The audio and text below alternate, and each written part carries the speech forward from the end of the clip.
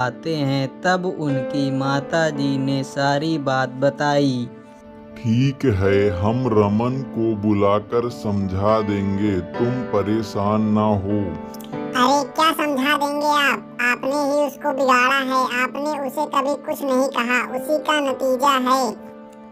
काफी समय बीत गया लेकिन रमन के अंदर कोई बदलाव नहीं आया। उसका आलस दिन ब दिन बढ़ता जा रहा था। यह सब देखकर एक दिन रमन के पिता ने रमन को बुलाया और कहा, रमन बेटा, जाओ आज अपनी मेहनत से कुछ कमा कर लाओ, तभी शाम का भोजन मिलेगा।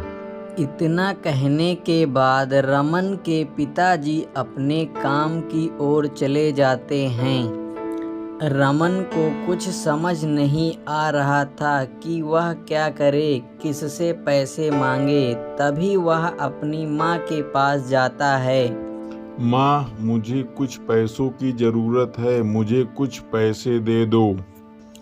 माँ ने रमन को पैसे दे दिए। शाम को जब रमन के पिताजी घर आए तब रमन ने पिताजी से कहा, ये लो पिताजी पैसे। जाओ इन पैसों को आग में जला दो। रमन पैसों को आग में जला देता है। अगले दिन पिताजी ने फिर रमन को बुलाया और कहा, जाओ आज फिर कुछ पैसे कमा कर लाओ, तभी शाम का भोजन मिलेगा। मुझे पता है कल तुमने रमन को पैसे दिए हैं, लेकिन आज उसको पैसे मत देना। इतना कहने के बाद किशन अपने काम के लिए चला जाता है। थोड़ी ही देर के बाद रमन अपनी माँ के पास पैसे लेने के लिए आता है। माँ, मुझे कुछ पैसों का काम है, मुझे कुछ पैसे दे दो।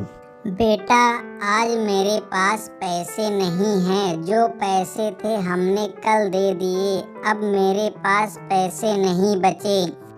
इतना सुनने के बाद रमन बहुत परेशान हो जाता है। उसको कुछ समझ नहीं आता कि वह किससे पैसे मांगे। इसके बाद रमन पैसे लेने के लिए सीधे अपने दोस्त विशाल के पास जाता है। विशाल भाई, मुझे कुछ पैसों की जरूरत है, दे दो। कुछ दिनों के बाद मैं तुमको वापस कर दूंगा।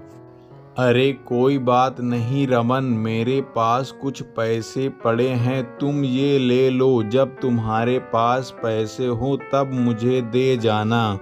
विशाल से पैसे लेने के बाद रमन सीधे घर की ओर आता